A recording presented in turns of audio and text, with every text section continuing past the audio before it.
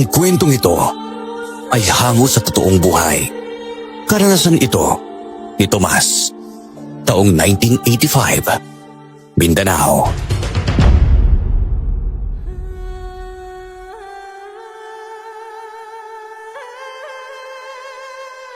Magandang araw, senyor. Tahimik at payak ang aming pamumuhay ng lola ko sa isang malayong probinsya. Kapanahunan ng taggutom at tagtuyot. Isang nakakagimbal na pangyayari ang paghukay ko sa isang ginto. Ang akala kong ginto ay isa palang lihim na matagal nang inilibing para kailanman ay hindi na matuklasan.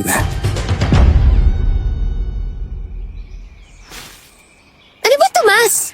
Hindi ka pa ba tapos dyan, ha? Abay, kanina ka pa nag-uukay, ah. Pero hindi mo pa natapos yung parteng pinapatapos ko sa'yo. Paano ba naman po? Matigas po kasi yung lupa, tinone. Matagal pa naman po yung maghapon kaya matatapos ko pa po ito.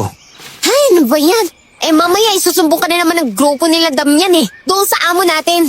Kesyo ilang buwan ka na lang tatrabaho dito. Pero mabagal ka pa rin kumilos. Hayaan nyo na po sila. Kanya naman nakagawain ng mga yan Ate Nona. Tignan mo nga to. Parang minaralan naman akong ditong matigas sa bagay Ikaw na tumingin dyan. Alam mo namang patapos na itong ginagawa ko Paubos na rin yung tinatanim kong gulay, no? Sige na nga po. Ako na lang pong bahala rito. Maririnig ko ang malakas sa pagtunog habang hinuhukay ko iyon ng pala. Biglang lumitaw ang kulay dilaw na tela, kaya mabilis kong hinila yon. Mula sa ilalim ng lupa, napalingon muna ako para masiguradong walang nakatingin sa akin. Dahan-dahan kong binuklat ang tela at napaatras pa ako nang makita ang kumikinang na bato. Uy, Tomas! Ginto ba yan? Hindi ko po alam pero siguro ginto. Kasi tignan niyo po kumikinang Naku, tago mo yan, bilisan mo! Pero teka po, hindi po ba natin sasabihin sa amo natin na may nakita tayong ginto? Baka naman kasi silang naglibing yan dito Ay, sa kurikot ng amo natin. Sa tingin mo maglilibing niya ng ginto dito, ha? Hindi sa kanya yan, no? Kaya itago mo na. Nasa'yo na ang kapalaran na makahukay ng ginto. Sige po. Kaya lang medyo natatakot akong magtago nito Hoy Lola, oras na rin ng pahinga. Meron daw merienda doon Sige. Susunod na ako, Damian. Itago mo yan. Nandiyan na si Damian. Hirap na. Baka makita ka pa na may hawak kang ganyan Isa ko naman po ito tatago. Hindi pa naman puto kasi sa bulsa ko. Ano po kaya kung ibaon ko na lang muna kaya ulit dito tapos mamayang uwian at saka ako na lang po kukunin. Sigurado ka ba dyan, ha? Baka maunahan ka bang makakuha ng iba dyan mamaya. Hindi po yun. Kakalkal lang ako ulit ng mas malalim para hindi na nila mapansin. Nagulat na lang kami pareho ni Ate Nona nang may nakatayo sa aming likuran. Nakangisi pa si Damian sa amin habang nakatingin sa pumikinang na bato na nasa kamay ko. Ano yan? Ginto? Teka, ka na yan! Kuya Damian, wag po! Ako nakahukay dito Ano?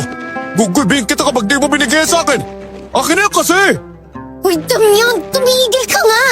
Si Tomas ang nakahukay dyan, kaya hindi may pwedeng kunin sa kanya. Di susumbong kita sa boss natin! Sa tingin mo ba maniniwala ang boss natin sa'yo, ha? Sige, magsumbong ka doon kung gusto mo. Total, gawain mo naman ng ganyang bagay Talagang bubugbugin kita, Tomas! Ibigay mo na kasi sa akin yan, dali! Nag-agawan kami ni Kuya Damian ng bagay na yon sa kamay ko. Si Ate Nona naman, hinahampas na si Kuya Damian para lang tigilan niya ako. Dumating naman si Lola at Ate Nita para awatin kami. Hoy! Damian! Tigilan mo nga apo ko! Bitawan mo siya! Ayaw niya kasi ibigay sa akin yung hawak niya Bakit? Ano bang hawak mo? Ha, apo? Naku, huwag niyo pong pansinin yan si Damian Aling Risita. Ganyan naman po talaga yan siya palagi Palagi niya pong pinag-iinitan si Tomas. Naku, mabuti pa po. Dalhin niyo na lang po si Tomas maalis dito. Meron kasing ditong napulot si Tomas Hindi pwedeng suluhin niya lang yun. Dapat nga hati-hati tayong lahat Napapraning ka na ba ha? Anong gintong sinasabi mo ha? Ay, anong ganito oh? Sa kamay ni Tomas? Na tinatago niya sa kanyang likuran oh. Ano? May ginto kang hawak, Tomas? Ay, patingin nga ako ng kamay mo! Nanginginig na pinakita ko kay Lola ang kamay ko kung saan nahawakan ko ang bagay na kumikinang kanina. Ngunit laking gulat ko nang biglang nawala yun, kaya wala silang nakita. Sutil ka talagang bata ka! Damian! Wala namang ginto sa kamay ni Tomas eh! Ikaw talaga! Ang sabihin mo, gumagawa ka lang ng rason para awayin itong apo ko! Teka, imposible yan ah.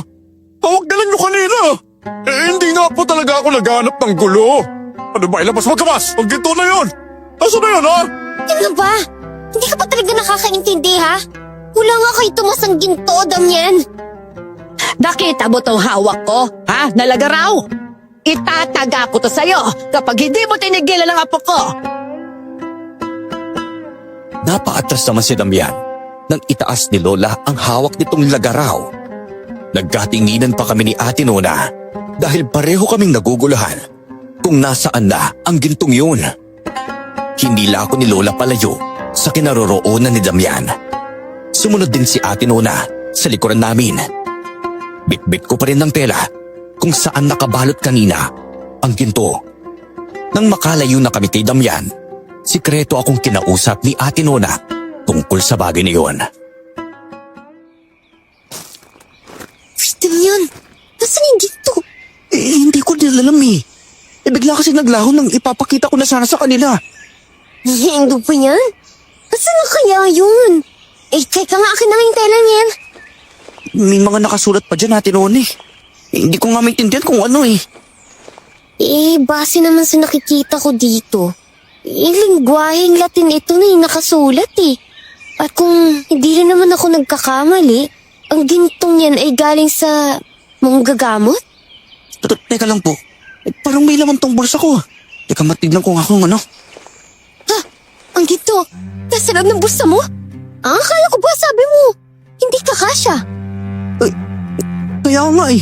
Tsaka hindi po ako napasok din dyan. Kung hindi ikaw, di sino? Ewan ko po eh. Tara po. Samahan niyo naman po akong pumunta doon sa talon. Sige, tara na. Pagkatating namin sa talon, doon ko inalabas mula sa bulsa ko ang ginto. Mabigat yun kahit maliit lang, kaya alam kong ito ay tunay na ginto. Ngunit may simbolong tatsulok ang ginto at may nakaguhit na malaking ibon. Paano kaya nila nalagyan ng guhit yung ibon na yan, no? Kaya nga po no. Nakakalito naman. At saka hindi ko rin maipaliwanag kung bakit naglaho ang ginto kanina. Tapos biglang pumasok sa bulsa ko. Baka naman aksidente mong napasok sa bulsa at hindi mo lang namalayan dahil sa kaba mo kay Damian. Hindi ako kinakabahan kay Damian. Mas kinakabahan pa ako kay Lole. Lalong-lalo na kasama natin si Ate Nita kanina. Alam mo naman yung babaeng yan, diba? Hindi mapagkakatiwalaan. Masyado kasing mabunghanga. Mamaya pagkalat niyang nakapulot ako ng ginto tapos akala ng mga tao mayaman na ako. Pangalagaan mo yan, Tomas, ha? Sa tingin ko, kaya ikaw ang nakahanap dyan kasi pinagkaloob yan ng Diyos sa'yo. Ialagaan ko po talaga to, no? Pero kung sakaling maaari itong ibenta, ibento ko to para makaraos kami ni Lola sa kahirapan. Ko bahala kung ano magiging desisyon mo. At saka nga pala, kapag bumalik tayo doon, mag-iingat ka kay Damian, ha? Hindi mo alam kung anong pumapasok sa utak ng lalaking yun eh. Baka biglain ka na lang. Opo, mag-ingat naman po talaga ako eh. Itatago ko na nga lang ulit to sa bulsa ko. Sige, huwag mo na munang sabihin sa lola mong tungkol sa bagay na yan, ha? Mamaya na lang kapag nakauwi na tayo. Opo. Pinasok ko ulit sa bulsa ko ang gintong yon. Ngunit nabigla na lang din kami ni Ate Nona nang masilayan namin si Damian at ang mga kasama nito na nakatingin sa amin.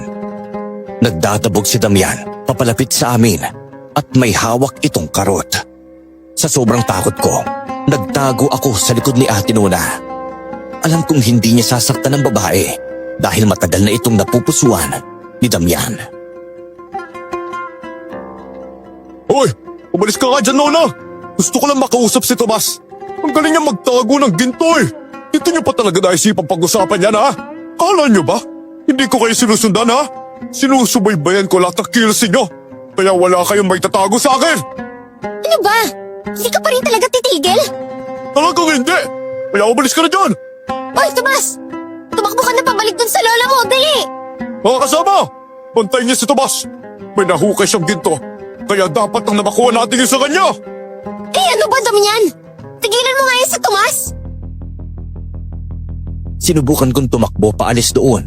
Kaya lang, nahawakan ako ng kasama ni Damian sa damit. Sinuntok niya ako at dahil mapayat lang ang katawan ko, natumba ako kagad.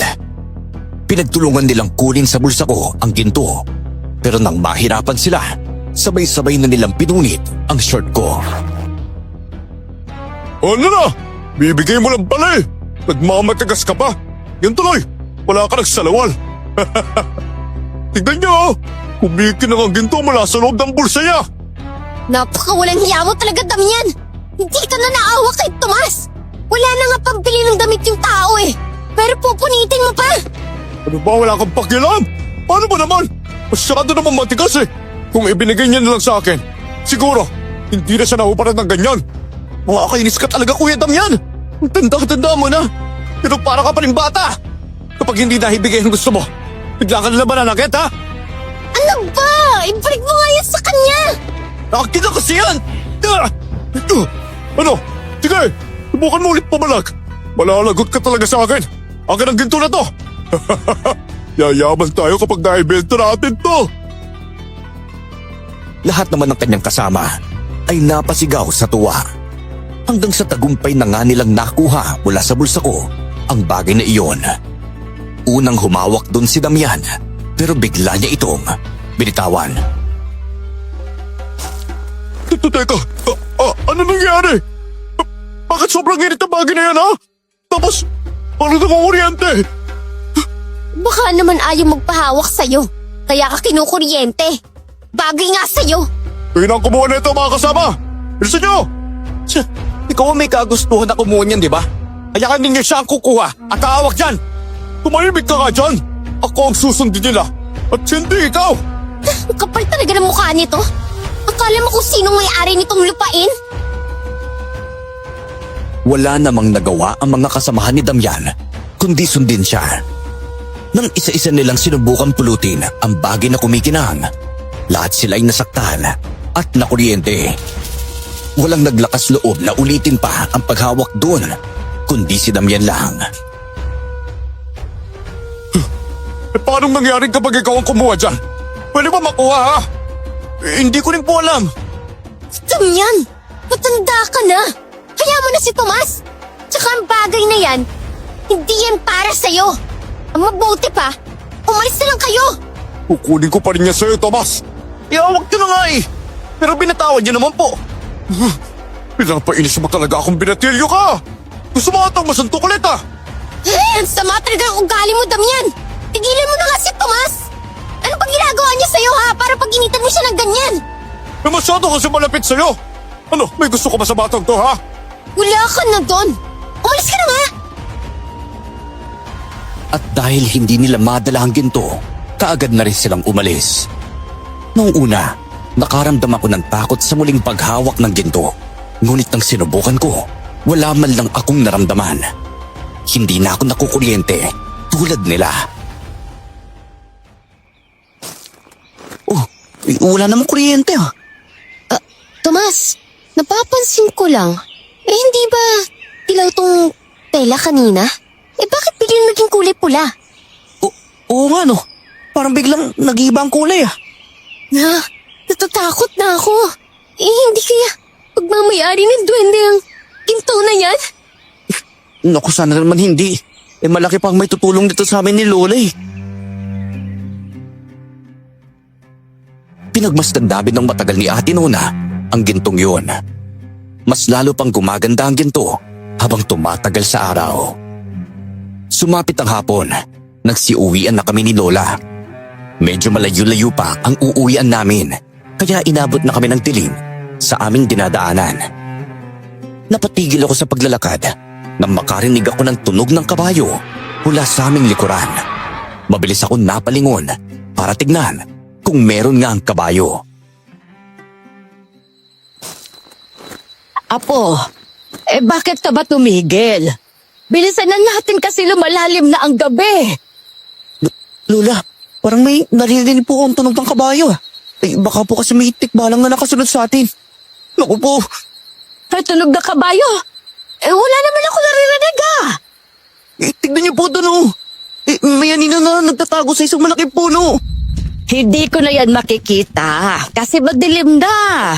At saka pwede ba? Paano mo makikita ang anino dahil madilim ang paligid? Flashlight ang dala natin at iisa pa. Di po, meron po talaga ako nakita. Tsaka lumalakas po ang tunog na naririnig ko eh. Naku, yun ko ba Lola? Sobrang sakit po talaga sa tenga ng mga tunog.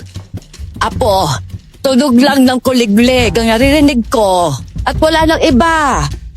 Teka, meron pa po. Maraming mga tunog. Kakaiba. Ako ang natatakot sa ginagawa mo eh. Tara na kasi. Bilisan na natin. Hinila ako ni Lola palabas doon sa kagubatan. Pagkadating namin sa bahay, mas lalo pang lumala ang mga naririnig ko. Mayroong tunog ng aswang at alulong ng mga aso. Kapag tinatanong ko naman si Lola kung may naririnig din siyang ganoon, madiin nitong sinasabi na wala. Itulog mo na lang yan kasi, Apo. Hindi po ako makatulog dahil sobrang ingay eh. Tsaka ang tinga ko po parang gumagalaw. Parang kahit saan nanggagaling ang tunog maririnig ko na eh. Ano? Baka naman kaya ka nagkakaganyan dahil sa ginawa ni Damian sa'yo. Hindi nga po Lola. May nagbago po talaga sa akin eh. Hindi ko nga lang masabi kung ano pero meron po talaga nagbago. Kahit ako, nahirapan ding matukoy kung bakit ganoon na lang kalakas ang pagdinig ko. Nang gabing yon, halos hindi ako makatulog. Hindi rin ako mapakali. Parang nararamdaman ko na may masamang mangyayari. Sumapit ang umaga, isang kahindik-hindik na balita ang kumalat sa baryo. Mayroong mga tao na sinalaki ng aswang at yung iba ay namatay pa.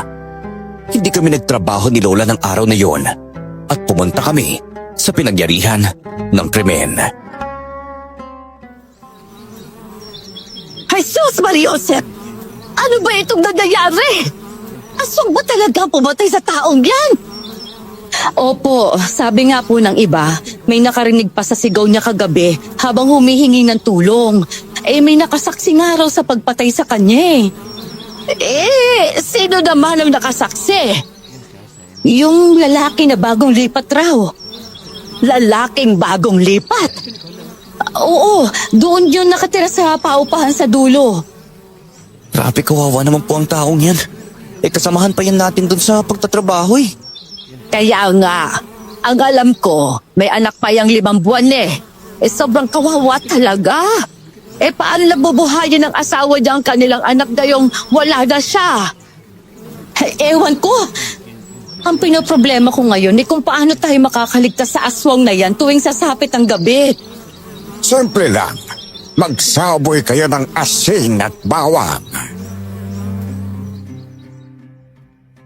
Sabay-sabay kaming napatingin sa pinanggalingan ng boses na matandang lalaki. Hindi namin kilala kung sino siya. Lahat kami nagulat sa kanyang anyo. May mga suot siyang anting-anting sa kanyang katawan. Sino naman po kayo? Ako si Pedring at isa akong antingero. Umabalik ang mga aswang para maghasik ng lagim. Mag-igat kayong lahat dahil hindi nila titigilan ang baryo kapag hindi niya ito nasasakop. Isa kang antingero? Hindi ba kayo din ay may kakayahan na patayin ng mga aswang? Oo, kaya nga ako nandito dahil nararamdaman kong itong baryo ang susunod nilang aatakihin. Nais kong patnubayan ang baryo at ang mga tao. Yan ay kung mamarapating ninyong patirahin ako sa lugar na ito. Opo, pumapayag po kami. Hindi namin alam kung paano mapapatay ang mga aswang na yan. Kailangan niyo po kaming tulungan, Mang Pedring. Ay kagaya nga ng sinabi ko, kailangan bawat isa sa inyo ay magsaboy ng asin at bawang sa tuwing sasapit ang dilim. Kapag maamoy nila yan, hindi na sila lalapit sa inyong mga tahanan. Sige po, gagawin po namin yan. Sana po magaling yung mapatay ang aswang para wala nang susunod na mga biktima. Huwag ka mag-alala, iho. Gagawin ko ang lahat ng abot ng aking makakaya. Hindi ko pababayaan ang baryo nito na masakop ng lintik na mga aswang. Dumating naman ang mga grupo ni Damian at sa akin sila nakatingin. Napansin at narinig nila ang sinabi ng matandang lalaki. Napamangha din sila nang makita ang iba't ibang kwintas ni Mang Pedring na may mga simbolo pa. Oh, ay para saan po ba yung mga anting-anting ninyo? Ito, para ito sa pampataboy ng mga masasamang nilalang. May kakayahan din itong hilubin ang mga sugat ko. Kaya din nitong pumatay ng aswang kapag nakaharap at nakalaban ko na sila. Magaling po ba kayong makipaglaban sa aswang? Hindi ko naman masasabing magaling ako, pero meron akong kakayahan. Kung ganun, turuan niyo po kami kung paano makipaglaban. Naku, handa po ako matuto para lang makatulong sa inyo na mapatay ang mga aswang na yun. Ay sige, pero bago yon, kailangan ko munang makahanap ng matitirhan ko. Matutulungan mo ba ako, ha? Opo, doon pa sa pinakadulo mayroong paupahan. Yatid na po kita doon.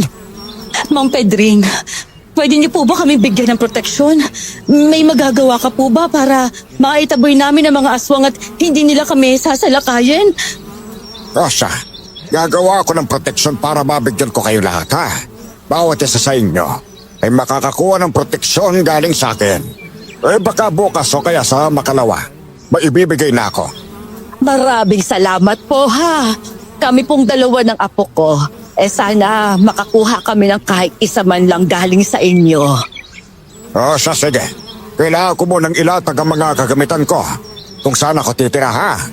Pag-aaralan ko pa kung anong klaseng aswang ang pumatay sa taong yon. Kagad nang umalis ang matandang lalaki. Lahat ng mga taong nandoon ay naniniwala na may kakayahan si Mang Pedring na patayin ng aswang dahil sa kakaiba nitong gagamitan. Napatingin ulit ako sa bangkay at halos maduwal ako. Habang pinagmamasdan yon, malaki ang butas nito sa dibdib, may kagat din sa liig at parang sinipsip ang kanyang dugo. Pulang-pula na ito, ngunit wala man lang bahid ng dugo ang kanyang damit. Nagtataka ako kung bakit ganoon kalinis pumatay ang aswang. Lola, ba't kaya walang lumabas na dugo sa katawan ng lalaking yan no? Posible po yun. Kasi nga kapag nasusugatan lang ang tao, marami nang lumalabas sa dugo sa kanya, malalim at wala na ang kanyang ibang parte ng katawan pero wala man lang patak ng dugo ni isa. Naiisip ko kasi, apo, na baka inunang sipsipin ng aswang ang kanyang dugo bago sinunod ang pagtanggal ng kanyang mga laman loob. Naku, na pong gagawin natin yan. Magtatrabaho pa po ba tayo? Oo naman. Hindi pwedeng titigil tayo sa pagtatrabaho dahil sa nangyari. Mamamatay tayo sa gutom kapag nagkataon. Grabe, ang asik talaga ni Mang Pedring no? Yung ganda ng mga anting-anting niya. Naku, gusto ko rin magkaroon ng ganun, Lola. Saan kaya nakakakuha ng ganun? Pwede bang wag mo nang pangaraping maging isang antingero? Hindi maganda yon. Mangarap ka na lang ng iba. Gusto ko man po sana maging sundalo kaya lang, hindi naman ako makakapag-aral. Kasi nga wala na mga eskwelahan. Patawarin mo ako, apo, kung wala akong kakayahan na paaralin ka sa syudad. Masyado kasing mahirap ang pamilyang pinagmulan natin. Kung sana buhay lang ang tatay mo, hindi mo ito dadanasin na sa murang edad pa lang, nagtatrabaho na. Tsaka po pala, Lola, meron po akong ipapakita sa inyo pagkarating natin sa bahay, Sige, apo. Nang makarating kami sa bahay, kaagad kong inilabas ang ginto na nakita ko. Halos hindi makapagsalita si Lola habang sinusubukan niyang hawakan yun. pinigilan ko pa siya na huwag niyang idadapo ang kanyang kamay sa ginto. Oh, teka po. Huwag po din yung hawakan yan. Kasi baka makuryente po kayo eh. Bakit naman ako makukuryente? Basta po. Yan po kasi ang nangyari kina Nona at Damian nung sinusubukan nilang hawakan ng ginto eh. Ay, hayaan mo akong mahawakan yan.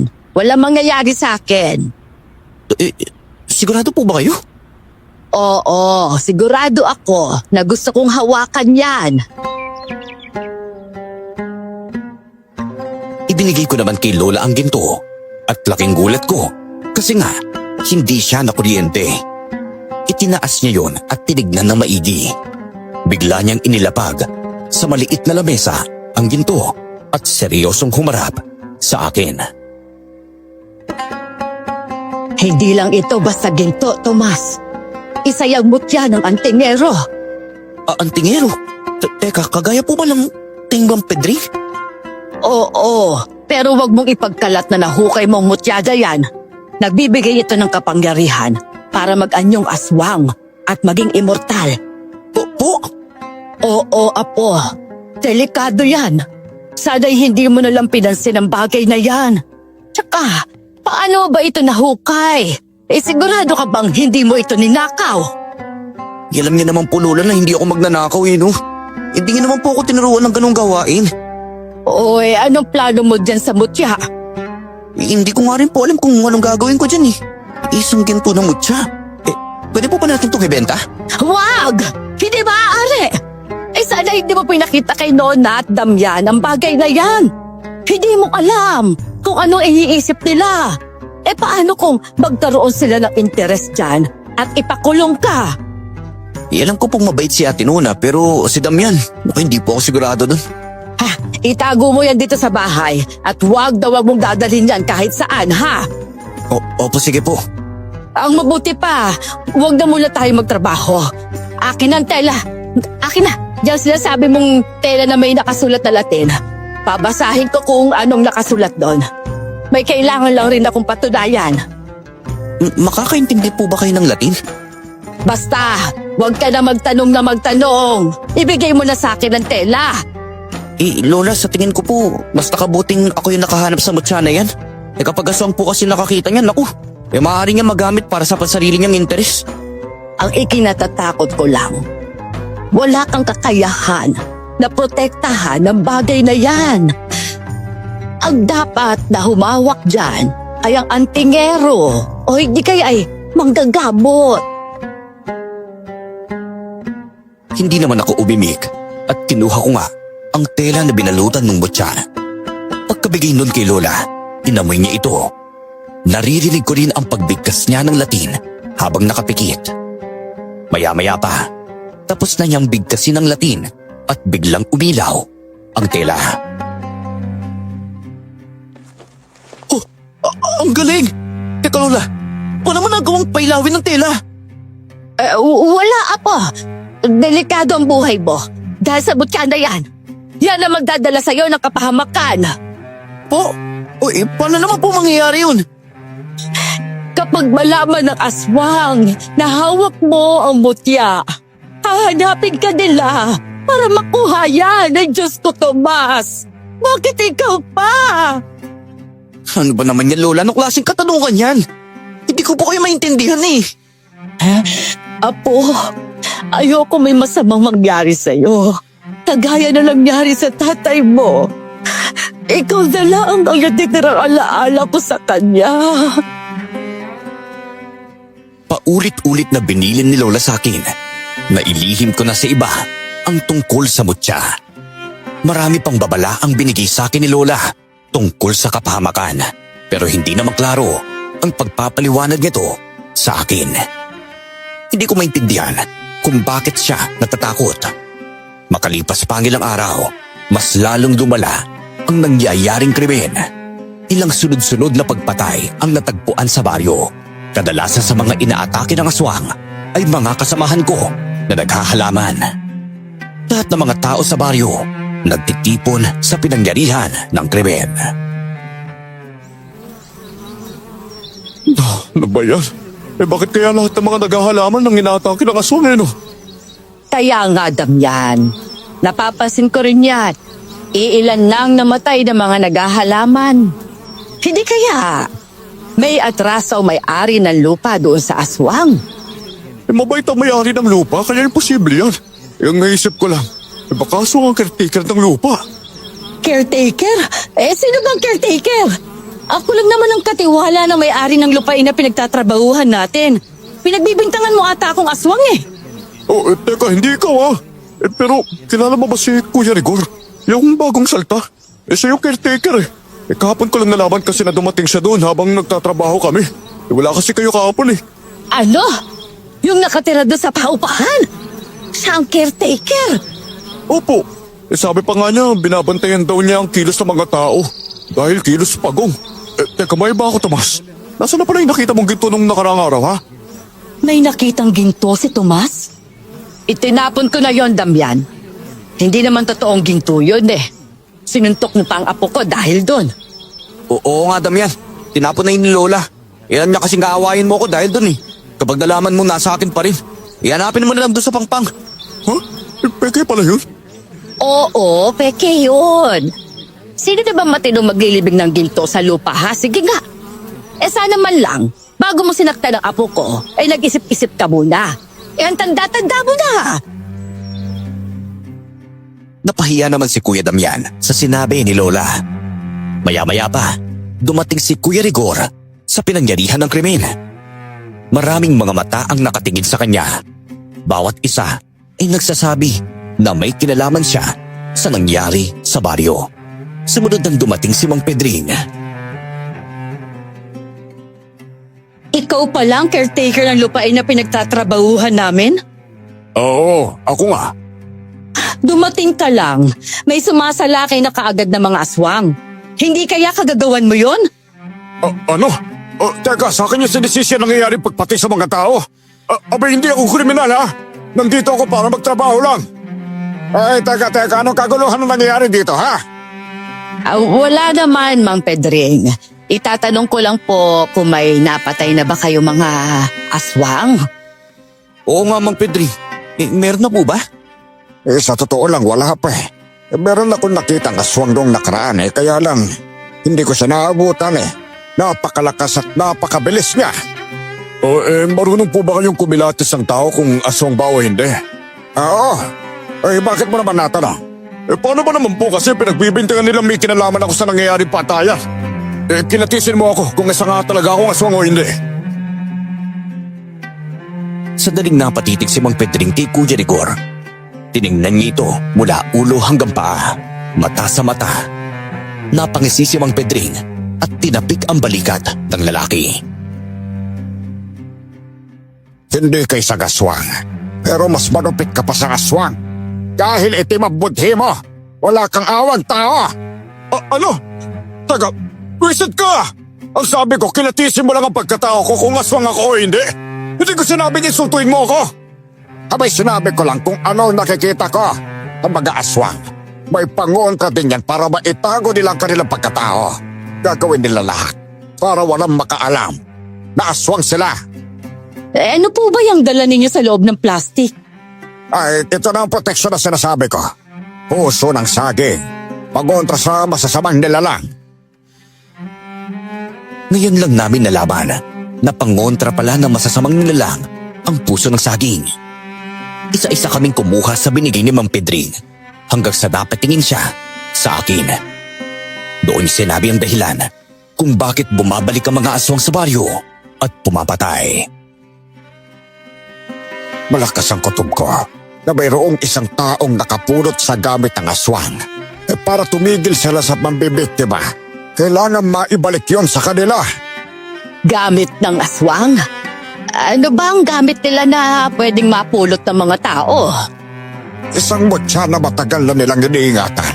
Kapag naisauli ang mutyang yon, titigil na talaga sila. Kaya lang hindi pwedeng mapasa kamay nila yon. Mas lalo silang lalakas. Teka, naniniwala po ko sa mga aswang. Pero sa mutya parang hindi nakapanipaniwala At saka hindi na ako naniniwala sa mga anting-anting na suot mo. Aba, Wala akong pinipilit na taong maniwala sa akin ha. Sapat na may nakikinig at susunod sa mga payo ko. Kung ganun, mahirap din po palang maibalik ang mutya na sinasabi ninyo sa mga aswang. Parang ganun din naman po kasi ang mangyayari. Kapag nakuha nga nila ang mutya, papatay pa rin sila. Tama ka doon. Kaya nga dapat tayo magtulungan para mapatay ang aswang na yan. Kung sanang handa kayong lahat na magbuwis ng buhay laban doon sa aswang, abay mas magiging madali ang paghuli natin sa kanila. Dahil sa nangyari, naisip ko na baka ang tinutukoy ni Mang Pedring na mutya ay yung mutya na napulot ko. Dali-dali naman akong niyaya ni Lola para umuwi ng bahay. Pagkarating doon, kinausap niya ako at kinumbinsi na itapon ang mutya ng antingero. Alam kong ito mas makakabuti para sa ating dalawa, Tomas. Itapon mo na ang mutya na yan. Maaari maging mitsa yun ang buhay natin kapag nanatili yun sa'yo. Kinarinig niyo naman po ang sinabi ng Mang Pedring, di ba? Sinabi niya kanina, kapag raw nakuha ng aswang ang mutya, maaari niya masakop ang baryo. Mas lalo silang lalakas. Kaya anong pinagkaiba nung kung itatago ko na lang po? Dahil kapag nalaman nilang hawak mo yun, tayo na ba nang aatakihin nila? Gagawa na lang ako ng paraan para hindi tayo masalakay ng aswang kahit na malakas sila. Lola, gusto niyo po bang lumakas sa mga aswang para masakop nila ang baryo? Mas marami pa pong mamamatay kapag nangyari yun.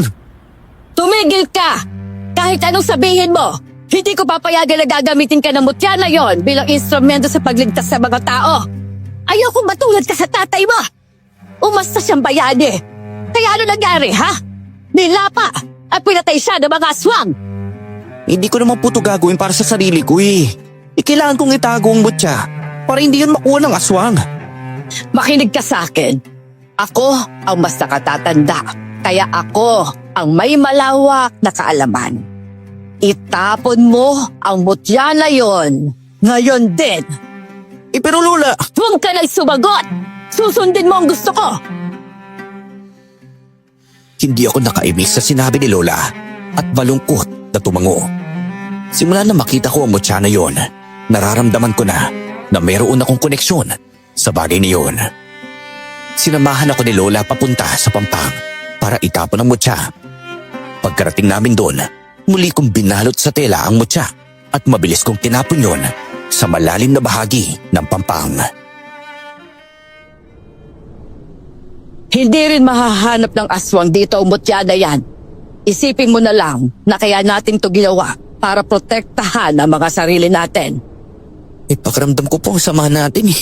Sana bago man lang natin itapon ang mutya, sabihin natin sa iba na nasa atin pala yun. Malay po natin, may gustong pumotekta doon.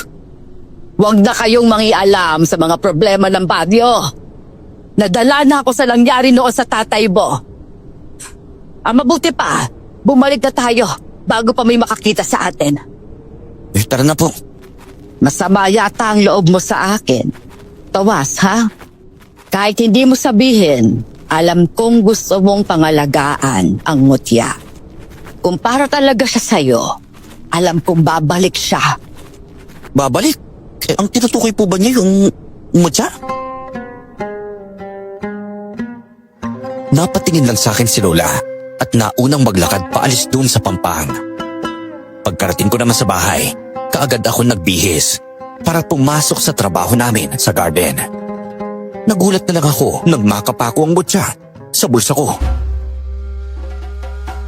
Lola! Lola! Halip po kayo rito! Eh bakit ba? Alam mo, nag-aayos ako ng mga gamit. Tignan niyo po to! Bumalik po yung mutya sa akin, oh! Nakita niyo naman po na tinapon ko yun doon sa Pampang, di ba? Oo! Hindi ito maaari. Itapon mo ulit yan, doon sa pangin.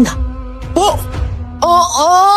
Gawin mong lahat para lumayan ka ng mutya na yan! Nang makarating kami sa trabaho namin, pumunta naman ako sa bangin para itapon nga yung mutya. Ngunit kagaya ng unang nangyari, pumalik pa rin iyon sa akin. Si Lola naman ay galit na galit sa di maipaliwanag na dahilan. Nahahalata ko nang may tinatago siya sa akin. Teka nga po Lola, bakit nga po ba nagkakaganyan kayo ha? Nakita niyo naman po yung pagtapon ko doon sa mutya, di ba? Pero tignan niyo po, ayaw talagang umalis oh. Paano? Nagugustuhan mo rin naman na hawak mo yan. Hindi naman po sa ganun. Hey, tigilan mo ako, Tomas. Ayoko mangyari sa'yo nangyari sa tatay mo. Kapag maulit pa yon, baka mamamatay na ako. Ano ba yan? Ulit-ulit yun na lang po sinasabi na pinatay ng aswang ang tatay ko eh. Pero wala naman kayo sinasabi kung ano ba talagang dahilan. Hindi na kailangan malaman mo ang dahilan. Dahil sa nakikita ko, magiging kagaya ka rin sa kanya. Napakamot na lang ako sa aking batok ng mga oras na yon. Maya-maya pa, umalis na si Lola para uminom ng tubig. Nagulat naman ako nang biglang lumapit si Kuya Rigor. Oh, yung sipag mo naman, Tomas ah. Napapansin ko lang. Sa lahat ng mga nagtatrabaho dito parang ikaw lang yata yung walang ganang magpahinga. Naku, mahirap na po eh. Baka kasi tanggalin niya pa po ako. Kasi naman nabalitaan ko sa iba, ang ginagawa sa iyo ni Damian. Totoo bang inaapi ka niya dito palagi ha? Ay, hindi naman po palagi. Paminsan-minsan lang kapag wala na silang magawa. Hayaan mo. Tuturuan ko ng leksyon ng Damian na yan. Ay, naku, wag na po. Bumabait na rin naman po siya sa akin ngayon eh. Kasi naman katulad mo rin ako. Noong kabataan ko, madalas akong inaaway ng mga taong mas malaki ang katawan kaysa sa akin. Tsaka lang titigilan ng mga yan kapag pinaranas mo na sa kanila ang lupit mo. Ayaw ko rin naman po maging ganun. Naku, ikaw talaga. Tunay nga na mabait kang bata. Ay teka, nga pala, isa din pala akong maghihilot. Ganun po ba? Nagsialisan sina Damian sa kanilang kinaroroonan at pumunta sa bandang talahiban. Maya-maya pa, bumalik naman siya habang tumatakbo ng mabilis. Kuya Rigor! May bangkay na nakita doon sa talahiban! Ano? Opo! Inuuhod na! Tsaka kinakain ng mga manok! Sige, tara! Punta natin ang bangkay na yun, Tomas! Damian, kakilala mo ba kung sino ang kamag-anak na namatay, ha? Opo! Pinsan po yata yun ni Ate Nite! May asawa po yun! Naku naman! Tawagin mo na ang asawa niya ngayon din! Kailangan malaman niya ang nagyari sa taong yon. Talan mo! Sige po! Kumaripas rin kami ng takbo papunta sa kinaroroonan ng bangkay. Lahat kami napaduwal dahil sa nakakasulasok na amoy nito. Lahat kami nabigla at naawa sa sitwasyon ng bangkay. Dumating rin naman kaagad ang asawa ng namatay na lalaki. Sobrang nakakaawang pagmasdan na umiiyak ang asawa nito. Ayun talaga ang aswang na yan. Hindi ata sila kaya huliin ni Mang Pedring eh. Yung sabi niya po kasi malakas at mabilis din sila. Tama ka nga doon, Tomas. Hindi talaga sila ganun kadaling hulihin. Nang dahil din sa kanila kung kaya namatayin ako ng asawa at anak Dito lang pala sa bari na to ang kanilang lungga. Hindi talaga ako makakapahig na alis ako dito nang hindi ko sila mapapatay. Teka, namatayan din kayo ng pamilya dahil sa aswang? O di kung ganun, parehas din po pala tayo.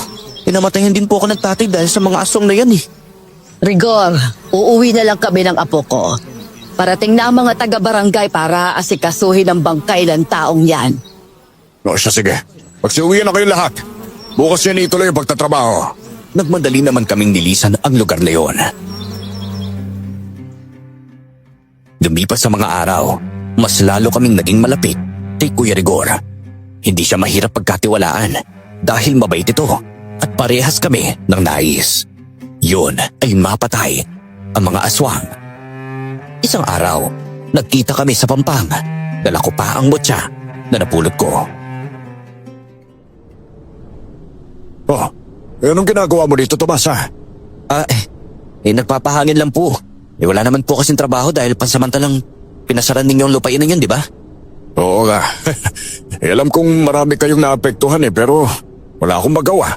Yun ang utos na may-ari. Huwag po kayong mag-alala. Ayos na po yun. Maghahanap na lang po kami ng panibagong trabaho.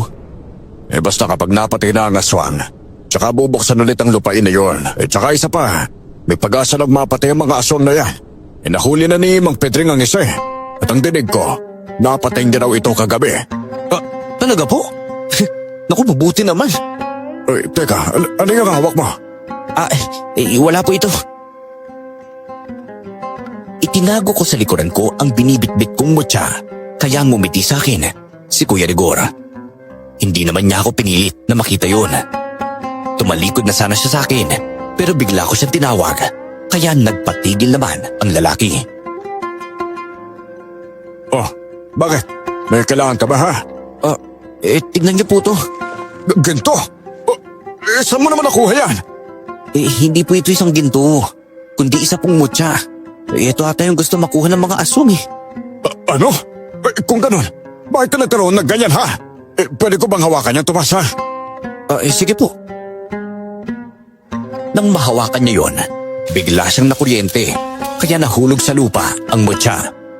Nag-usisa naman siya sa akin kung bakit siya nakakaramdam ng malakas na enerhiya mula doon sa mutya. Bakit naman ganun na lang kalakas ang puwersa na nagbubula sa mutya? Hindi ko rin po alam eh. Pero kapag kami naman po ni Lola humahawak dyan, hindi naman po kami nakukuryente. Ang mabuti pa siguro, ibigay mo na lang ito dun kay Mang Pedring. Sa sangating hero, hindi ba? Siya lang ang may kakayahan na protektahan yan laban sa mga aswang. Sa tingin niyo po ba, hindi ako tatraidorin ni Mang Pedring? Hindi ko rin alam. Pero mas magandang siya na gumawak dyan. Mahirap na Tomas kasi. Baka bigla na lang kayong atakihin ng aswang dahil dyan. Yan na nga din po sabi ni Lola eh. Kaya nga nagdadalawang isip akong ipagkatiwala to sa iba eh. Kung yan nga ang tinutukoy ni Mang Pedring, nakagamitan ng aswang, dapat lang na maisauli yan sa kanila para bumalik na sa normal ang lahat. Abay, alam mo naman, nahirap tayong patay ng mga aswang. Si Mang Pedring lang naman ang may kayang gawin yun. Maaari niyang gamitin ng matsari para ihulog sa kanyang bitag ang mga aswang. Sige po, pag-iisipan ko na po muna. Binalik ko naman sa bulsa ko ang mutya na yun at sabay kami ni Kuya Rigor na umalis sa Pampang. Nauna na siyang umuwi kaysa sa akin. Pinag-iisipan kong mabuti kung ano ang gagawin ko. Isuko sa antingero ang mutya o itago na lang ito habang buhay. Hindi ko inaasahan na makakasalubong ko si Ate Nona. Ilang araw na rin kaming hindi nagkita simula nung pinasara nila ang pinagtatrabauhan namin. Uy, Tomas! Saan ka nang galing? Ay, doon po sa Pangpang. Ate Nona, may tatanong po sana ako sa inyo. Okay kaya kung isusuko ko kay Mang Pedring ang mutya? Mutya? Teka, yung ginto ba yung tinutukoy mo? Opo. Kasi ito ang hinahabol ng aswang eh. Kasi naman kapag patuloy kong itatago to, mas marami pang mabibiktima. Pero ang alam ko, ang sabi ng antingero, kapag raw makita nila ang kanilang mutya, mas lalo raw silang lalakas eh. Kung yan nga yung mutya na tinutukoy ng antingero, dapat lang na huwag mong ipamigay yan. Hindi naman alam ng antingero na ikaw ang nakahanap niyan eh. May kahit si Lola nagsasabi rin po kasi na dapat malayo sa akin ang bagay na to eh. Basta Tomas, hanggat wala ka namang nararamdaman na mapapahamak ka dahil sa ginto na yun, itago mo yan ha, at huwag mong ipapamigay. Kaya nga ikaw ang nakakita dun eh, dahil para talaga sa'yo ang bagay na yun. Nakausap ko rin po si Kuya Rigor. Alam po niya yung tungkol sa mutya dahil pinakita ko. Si Kuya Rigor? Bakit naman ipinakita sa kanya? Mabait po siya at alam kong mapagkakatiwalaan ko siya. Hindi ba dapat sinisikreto mo lang sa ibang tungkol sa bagay niya na? Ewan ko talaga sa'yo, Tomas. Baka balang araw mapapahamak ka dahil sa sobra-sobrang tiwala na binibigay mo sa mga tao. Hindi po. Alam kong mabait si Kuya Rigor. Hindi siya katulad ng iniisip ng iba. Kaya hirap akong isuko ang mutya dahil pakiramdam ko naman o protektahan ako noon laban sa masasamang nilalang. Pagkasapit ng gabi, nagpapahinga na kami ni Lola. Nakarinig ako ng pagaspas ng pakpak kaya mabilis akong bumangon. Tunog ng tiktik na aswang ang naririnig ko. Mayroon ding tunog ng uwak at alulong ng aso. Apo! Ano na naman ba ang nangyayari? Ay! May naririnig ka na naman ba? Opo, tunog ng pakpak papunta dito sa kinaroroonan natin. Lola, may aso na parating. Kailangan po natin maganda para labanan siya. Ano? Abay, sigurado ka pa? Opo, sigurado po ako. Malapit na po siya sa bahay natin. Teka lang. Kukuha ako ng asin at bawang sa kusina. Bilisan niyo na po, Lola. Kailangan ko pamatay ng bitana natin sa kabintuan eh. Ay, oo, Apo. Nararamdaman ko na nasa labas ng bahay ang aswang. Kaya kinuha ko ang itak namin. Biglang nanlaki ang mga mata ko nang marinig ang pagaspas ng pakpak ng aswang. Doon banda, sa kusina. Mabilis akong tumakbo papunta roon. Kaya lang, sabay din na sinara ng aswang ang dingding namin. Sinalakay nito si Lola. Huli na, para sabuyan ni Lola ng asin ang aswang. Nabangga na siya nito at nakalmot sa braso. Ayop ka talagang aswang ka! Magbabayad ka sa ginawa mo sa Lola ko! Tumakas ka na, Apo. Hayaan mo lang. Mamatay ako. Iligtas mo yung sarili mo. Hindi mo kita iiwan, Lola! Ito na! Ito ang asin para sa'yo! Mag-iingat ka sa dila ng aswang ng tiktik. Kapag matarakan ka niya sa leeg, posible ka mamatay. Opo! Pumanda ka sa akin, aswang ka! Ipag-iiganti ko si Lola dahil sa ginawa mo! Akma ko na siyang susuguri gamit ang kutsilyo. Kaya lang, pinahaba nito ang kanyang dila. Tinarget niya si Lola Rosita. Bumaon ang kanyang matulis sa dila sa leeg ni Lola. Bago pa man umalis ang aswang, galit na galit niya akong itinuro. Alam ko na ang dahilan kung bakit. Dahil sa mutya, natangan ko. Lola! Lola! Ayos na po ba kayo? Halina kayo! Pupunta po tayo sa center para magamot yung sugat ninyo! Huwag na, Apo. Kayang-kaya ko ng sarili ko. Ang mutya ang dahilan kung bakit na tayo sinalakay. Patawarin mo ko, Lola. Kung hindi ako nakinig sa inyo. Sinubukan ko namang pusundin ang itapon ng mutya kaya lang bumabalik na naman po sa akin eh. Ayos lang, Apo. Hayaan mo na akong mamatay, ha? Huwag mong sisihin ang sarili mo. Hindi po ako makakapayag na wala po kayo sa akin. Kukunin ko po yung mutya at itatabad ko na po yun ngayon. Galit kong kinuhang mutya sa aparador na tinaguan ko. Sinisisi ko ang bagay na yun dahil kung hindi yun nagpakita sa akin, hindi masasaktan ng ganoon si Lola. Akmang ihahagis ko na sana sa labas ng bintana ang mutya, ngunit biglang kuminang yun. Dumikit sa mga palad ko at may malakas sa puwersang humihila sa akin palapit kay Lola. Sinunod ko na lang ang puwersang yun hanggang sa kusang kumilos ang isa kong kamay. Lumapag ang isang kamay ko sa dibdib ni Lola. Ang ilaw na nagmumula sa kaliwang kamay ko ay gumapang papunta sa kanan na bahagi ng aking kamay hanggang sa dibdib ni Lola. Ano nangyayari? Hindi ko rin po alam eh. Pero tingnan po rin yung sugat ninyo. Unti-unti na pong umihilom. Isang himala. Kaya mo maggamot gamit ang mutya. Oo nga po eh. Tingnan niyo po. Ayan na. Nawala na ang pagkinang ng mutya. Teka, patingin nga po sa leeg niyo. Wala na rin po yung sugat ninyo. Nawala ang pangihina ko, Apo. Diyos ko. Tomas, ikaw nga talaga ang binayayaan ng kapangyarihan na kaya manggamot sa mga tao may sakit. Dahil sa sobrang saya ko, ibinalita ko kay Ate Nona na may kakayahan akong manggamot. Kahit siya ay nagulat din sa kanyang nalaman. Masaya siya para sa akin at sa kapangyarihan na tangan ko. Kita mo na? May kaiba talaga sa bagay na yun eh. Alam mo na, sisigurado ko talaga na may iba talagang kakayanan ng mutya. Kaya kung maaari lang, wag mong ipapamigay yan, ha?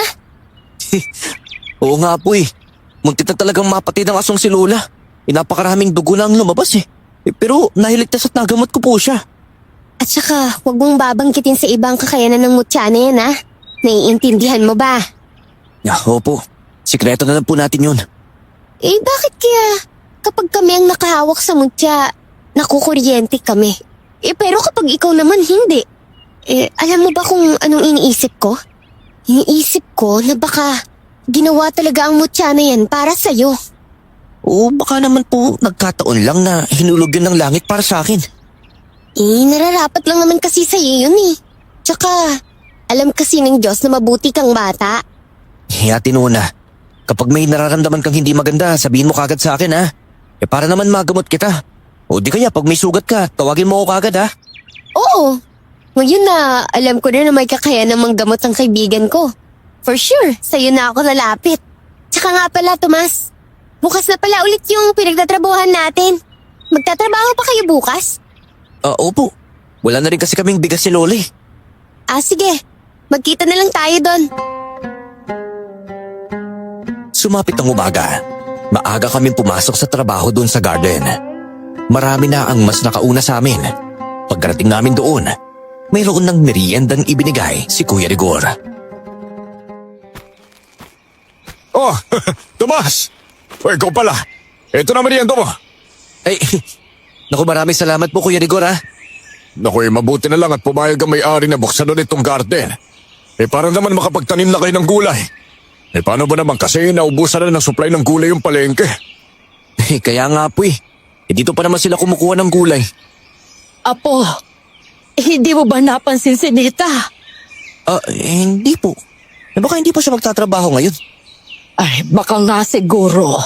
Kahapon, nakapag-usap pa kami na sabay kaming pupunta rito. Ay, aray ko! Ay, ang sakit ng ulo ko. Aling Rosita, ayos na po ba kayo? Nahihilo ko. Ay, kung ganun po ako nalang po magtatrabaho. Ang mabuti pa po, ihatid na lang kita sa bahay ha. Magpahinga na lang po kayo doon. Naku, mas mabuti pa nga siguro pauwiin mo ng lola mo. Abay, mahirap na. Baka mapano pa yan dito. Mainit pa naman ang panahon ngayon. Noong una, hindi pa pumayag si Lola na ihatid ko siya pa uwi. Pero kalaunan, pumayag din naman ito. Hindi namin inaasahan. Pagkarating namin sa bahay, nadatnan namin si Ate Nita doon. Hawak niya ang tela kung saan nakabalot ang mutya. Nita! Anong ginagawa mo? Kailangan nating maibalik sa aswang ang mutya na to. Ito pala ang dahilan kung bakit sinasalaki nila ang baryo. Walang hiya kayong maglola. Tinago ninyo sa aming lahat ang tungkol sa bagay na to. Teka, paano niyo naman po nalaman ang tungkol sa bagay na yan ha? Akin na nga yan Ate Nita. Pakiusap po, huwag niyo nang pag-interesan ang bagay na yan ha. Nagsisimula ng umilaw ang mutya. Ibalik mo na yan kay Tomas para hindi ka masaktan. Masaktan? Bakit naman ako sasaktan nitong mutya? Kapag maibigay ko to sa aswang, bibigyan niya ako ng ginto bilang pabuya. Ano? Walang iya ka. Makasarili ka po pala. Hindi kita nakilalang ganyan, Nita.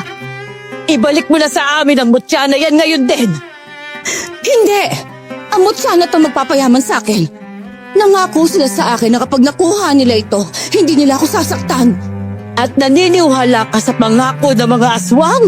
Diyos ko, Nita! Hindi tutupad ang aswang sa pangako niya! Tutupad sila!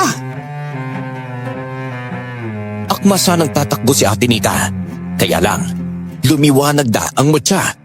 Nabitawan niya ito sa sahig ng bahay. Nang pilit niya itong pulutin, bigla siyang nakuryente, kaya mabilis siyang napaatras. Ng mga oras na yun, dali-dali kong nilapitan ang mutya at kinuha. Hinila ni Ate Nita ang damit ko at sinubukang agawin sa akin ang mutya. Inigay mo yan sa akin na bata ka! Akin na yan! Nita! Tumigil ka na nga! Nahihibang ka na ba, ha? Hindi mo pwedeng ibigay sa aswang ang mutya dahil mamamatay tayong lahat! Oo nga po. Kailangan natin itong alagaan. Lalo na't may kakaiba itong kapangyarihan eh. Akin na kasi yan! Sinabi nang tumigil ka na!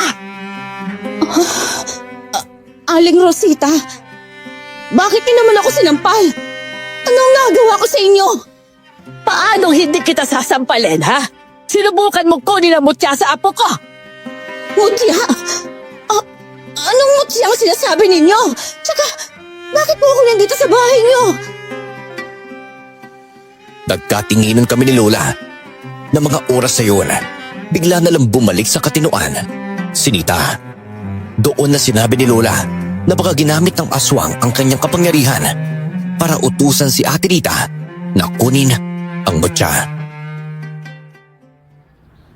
Kalimutan mo na ang mga nangyari, Nita. Mabuti na lang at naabutan ka namin bago mo pa nakuha ang mutya at naibigay sa aswang. Ano naman ang gagawin ko sa mutya? Ay, bakit ko yun ibibigay sa aswang? Ginamitan ka nila ng itim na mahika para gawin mo ang bagay na to. Ate Nita, mag-iingat po kayo sa susunod ha. Ginagawa na ng aswang ang lahat para makuha sa iyo ang mutya. Apo, simula ngayon, mag-iingat ka sa mga taong pinagkakatiwalaan mo, ha? Mahirap na dahil baka aswang pala sila. May kakayahan din ang mga aswang na manggaya ng wangis ng tao. Baka ang akala mo si Nona ang kausap mo, ay yun pala'y aswang na. Oo po, mag-iingat po talaga ako.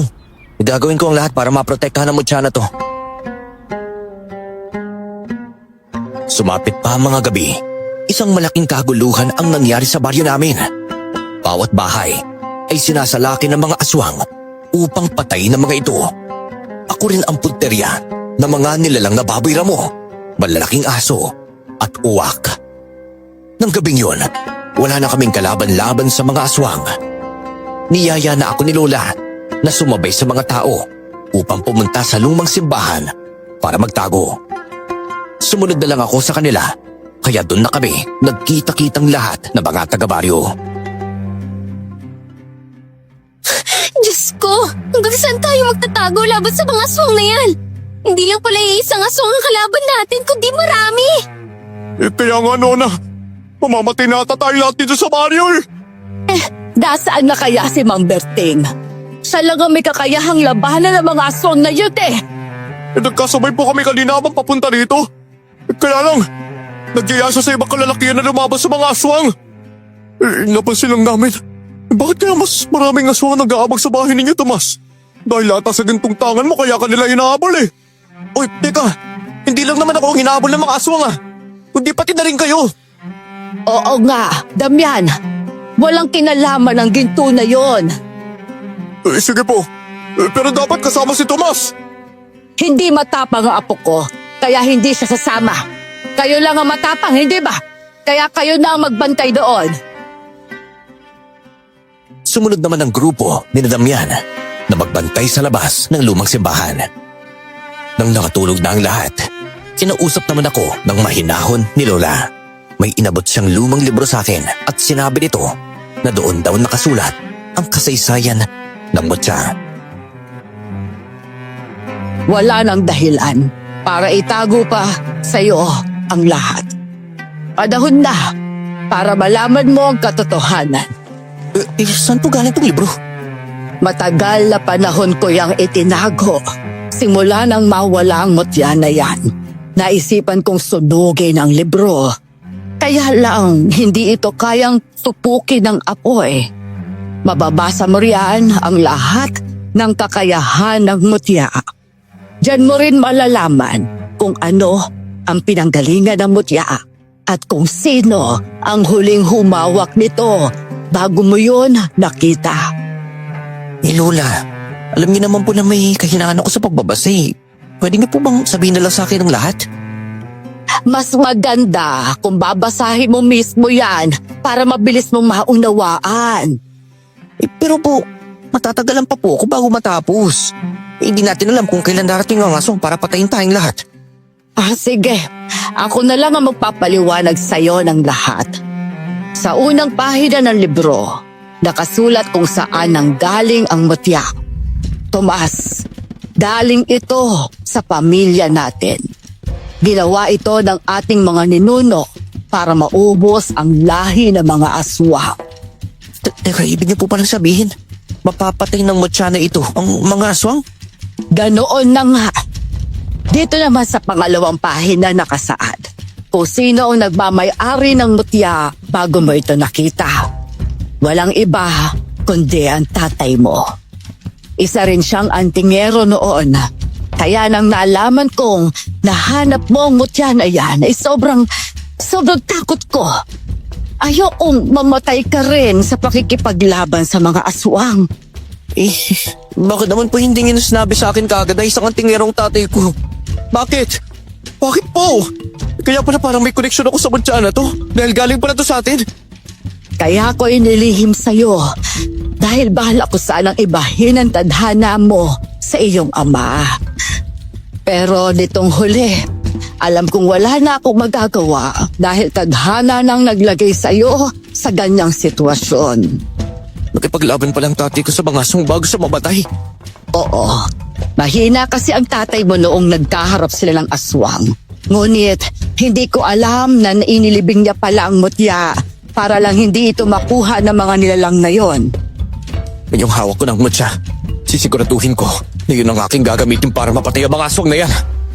Pero hanggat hindi ka naniniwala sa kakayahan ng mutya, hindi ito gagana.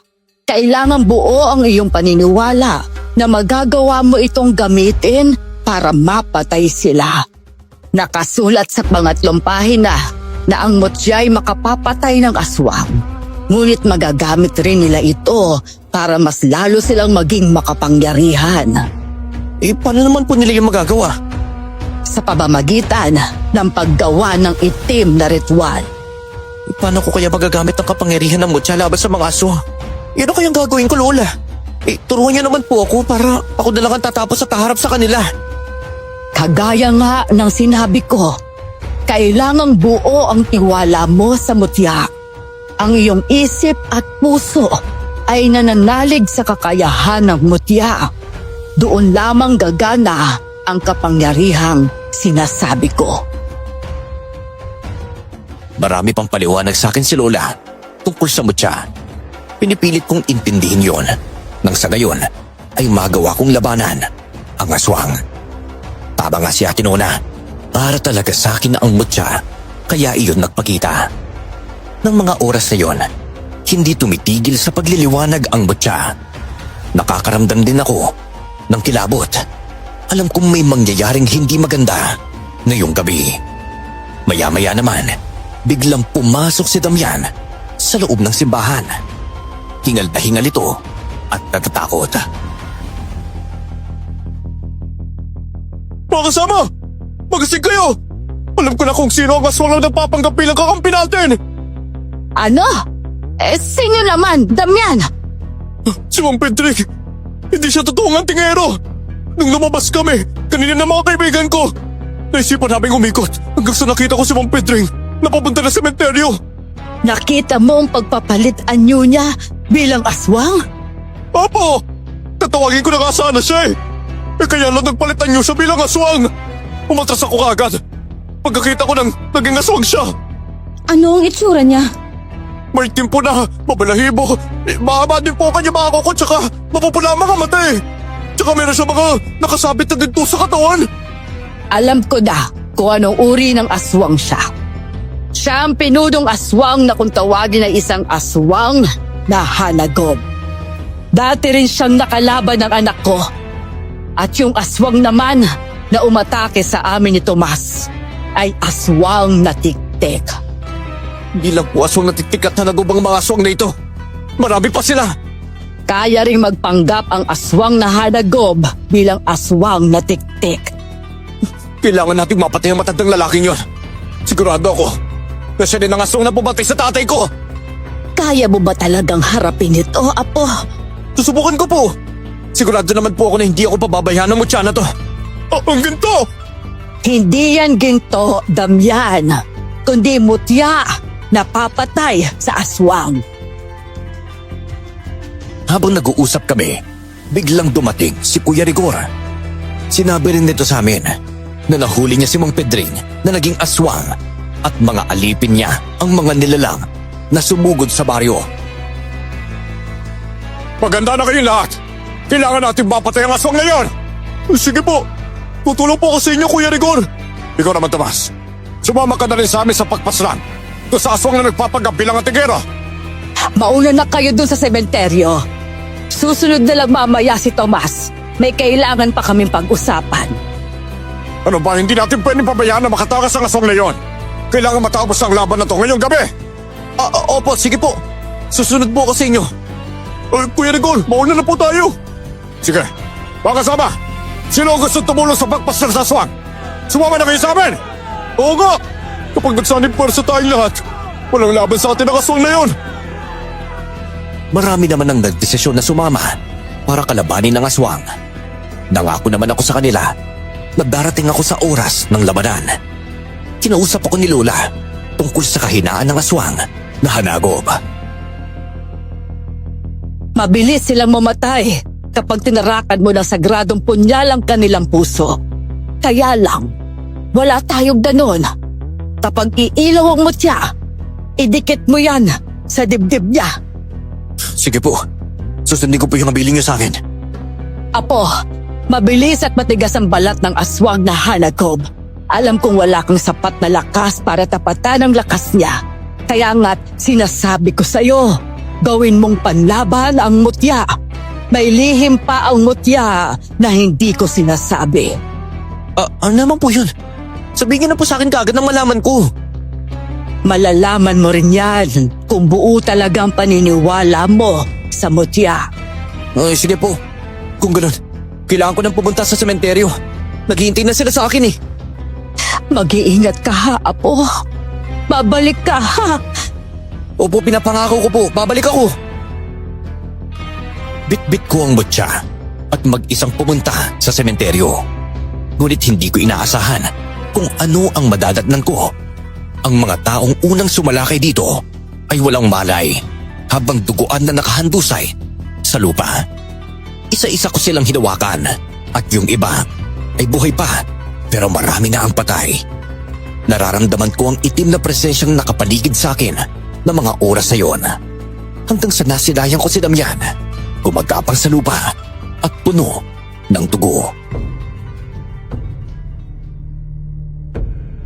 Tomas! Inatuli na kami! Natrap kami ng mga aswang! Teka, sandali Damian. Gagamutin kita. Nasa paligid lang sila. Nagmamanman. Mag-ingat ka. Ang mabuti pa umatras ka na lang. Dahil wala kang laban sa kanila. Hindi ko pwede kumatras sa kanila.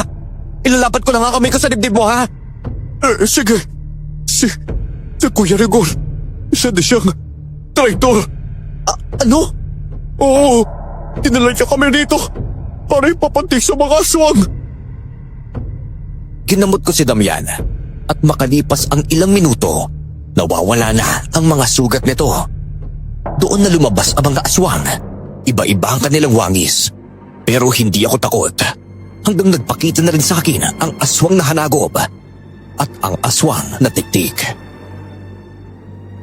Ibigay mo sa akin ang mutya para hindi ka matulad sa inutil mong ama.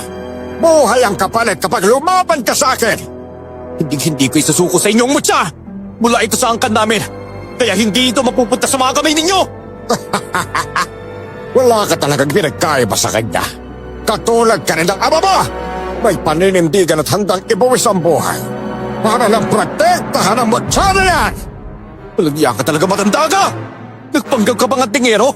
Para lang maauto mo kami lahat. Mabuti na lang. Hindi ako nagtiwala sa'yo.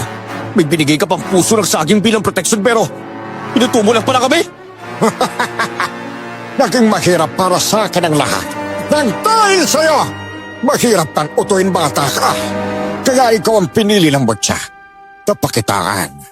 Hindi ko akalain na mauunahan mo si Rigor sa paghahanap sa mutya. Kung ganon, ang mutya na itong papatay sa inyo. Ganoon ba? Sige, tignan ko lang kung hanggang saan ang lakas mo sa pagharap sa mga alagad ko. Nagsilabasan na ang iba't ibang nilalang sa paligid.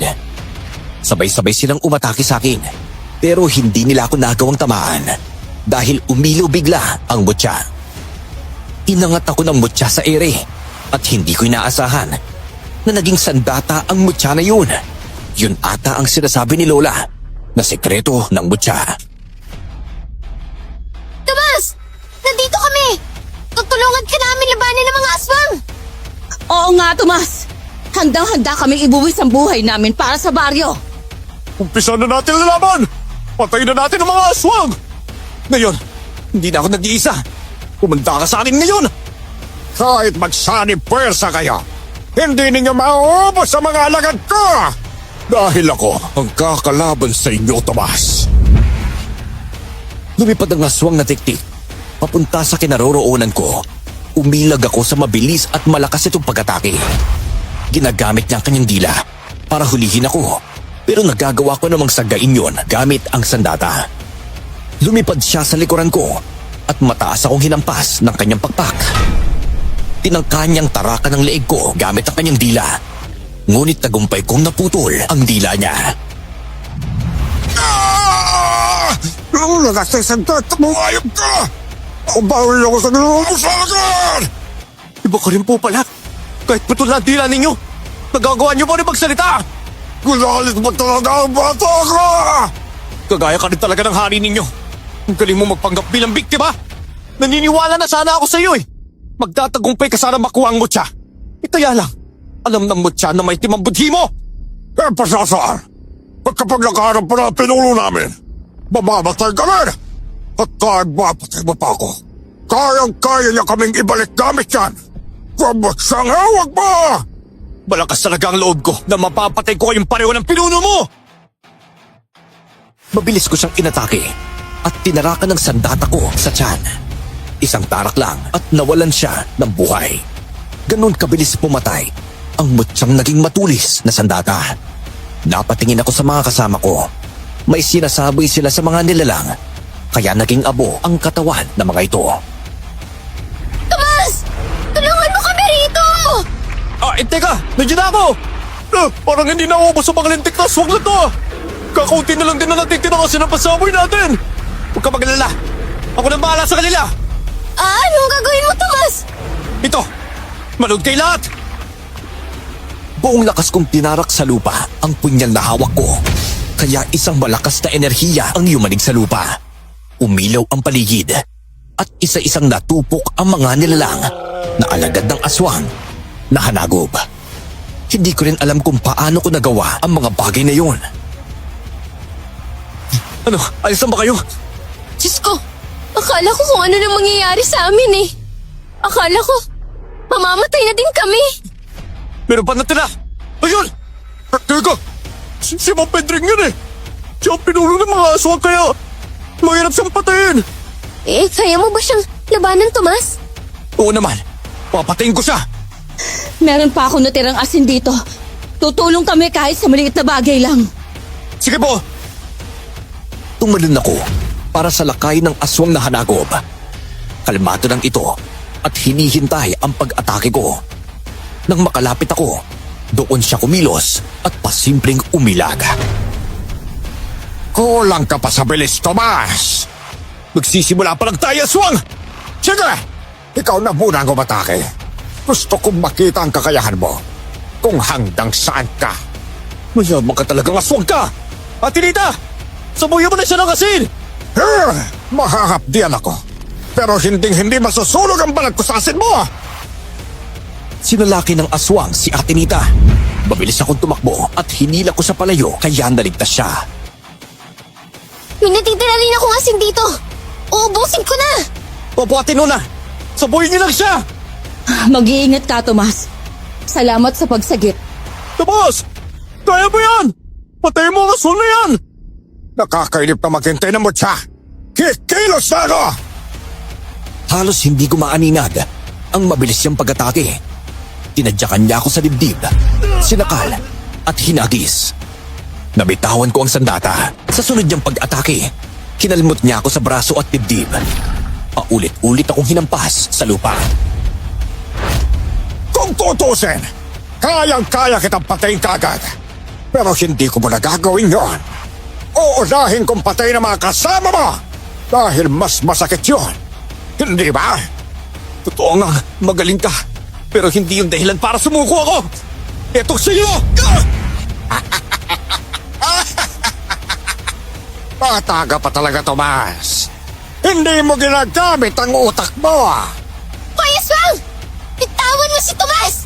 Ito ang para sa'yo! Pasaway ka talagang babae ka! Hanggang kailan kayo magiging sakit sa ulo? Nakahawak sa dibdib ko ang kamay ng aswang. Kinagat ko ang daliri niya, kaya nabitawan niya ako. Nakita ko si Damian na gumagapang papunta sa sandata. Tomas! Saluhin mo to!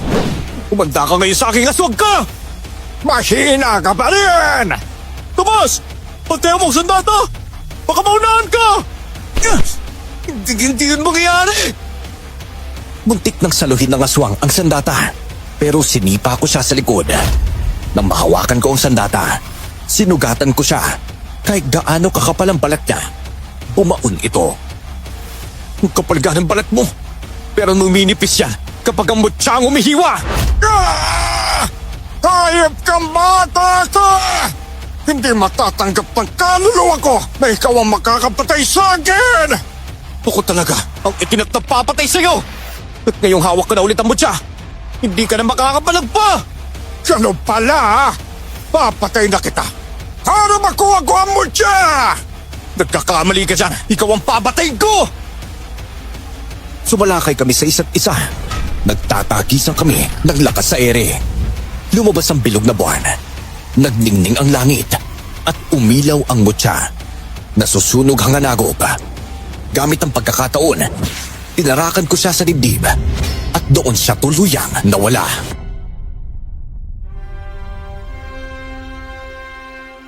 Wala na ang aswang!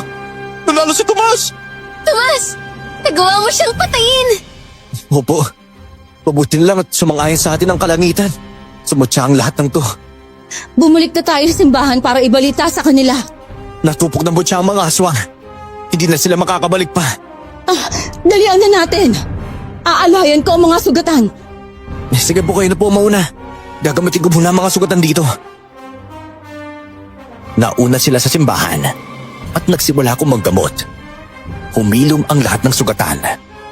Nakakalungkot lang isipin na marami ang namatay. Pagdating ko sa simbahan, niyakap ako ni Lola. Akala ko mawawala ka na, Apo. Salamat sa Diyos at ligtas ka. Nasaktan din po ako pero nang mahawakan ko ulit ang mutya, nawala pong lahat. Lumabas ang sandata?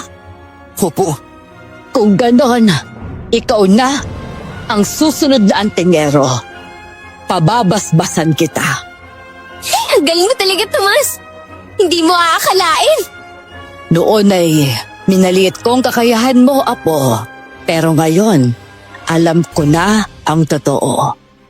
alagaan ko po ang mutya na to, Lola. Para sa atin to eh. Kinaumagahan, maraming tao ang nagpasalamat. Ipinakita ko sa kanila ang mutya. Si Damian ay humingi ng tawad. Uy, ipasensya ka na sa mga ginawa ko sa'yo, Tomas, ha? Ayos lang yun. Yung mahalaga, magbabago ka na ha. Ay, oo naman. Maasahan mo na ako mula ngayon. Simula ngayon, poprotektahan natin ang baryo. Oo, at kasama mo na ako dun, Tomas. Simula nung napatay ko ang mga aswang, ipinagkatiwala sa akin ng mga tao ang kanilang buhay. Tinawag nila akong bantay. Ngayon, may sarili na akong pamilya. Si Damian ay kanang kamay ko sa pagpuksa sa kasamaan. Si Ate Nona ay may pamilya na rin. Hanggang dito na lang po ang aking kwento, senyor. Maraming salamat po at more power sa inyong channel.